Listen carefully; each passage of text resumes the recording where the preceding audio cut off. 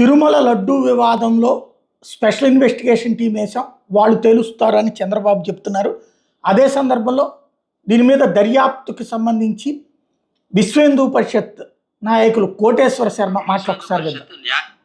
ప్రభుత్వాలు ఏర్పాటు చేసేటువంటి పోలీసు ఎంక్వైరీల ద్వారా ప్రభుత్వాలకు అనుకూలమైనటువంటి నివేదికలు వస్తాయి అనేటువంటిది ప్రజలు అనుమానం వ్యక్తం చేస్తున్నటువంటి దృష్ట్యా నిష్పక్షపాతమైనటువంటి నివేదిక రావాలి అనేటట్టయితే, నిజం నిగ్గు తేలాలి అనేటట్టయితే న్యాయ విచారణ అనేటువంటిది ఒక ఉత్తమమైనటువంటి మార్గం అని విశ్వ హిందూ పరిషత్ న్యాయ విచారణ జరిపించాలనేటువంటి డిమాండ్ చేస్తాం.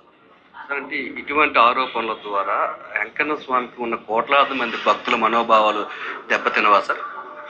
దేనివల్ల అంటే ఇలాగా దెబ్బతిన్నాయి కాబట్టే కదా ఇప్పుడు ఈ రకమైనటువంటి ఉద్వేగాలన్నీ కూడా ప్రపంచవ్యాప్తంగా హిందువుల్లో వాళ్ళ భావాలను వ్యక్తం చేస్తున్నారు. సోషల్ మీడియాలో కానీ ఇతరతర కానీ మనోభావాలు దెబ్బతిని ఉన్నాయి. ఇది దెబ్బతినున్నటువంటి భక్తుల మనోభావాలు గాయపడ్డటువంటి నేపథ్యంలో దీని మీద సమగ్రమైనటువంటి విచారణ జరగాలి, అది జ్యుడిషియల్ ఎంక్వైరీ కరెక్ట్ అన్నటువంటిది విశ్వ హిందూ పరిషత్ చేస్తున్నటువంటి డిమాండ్.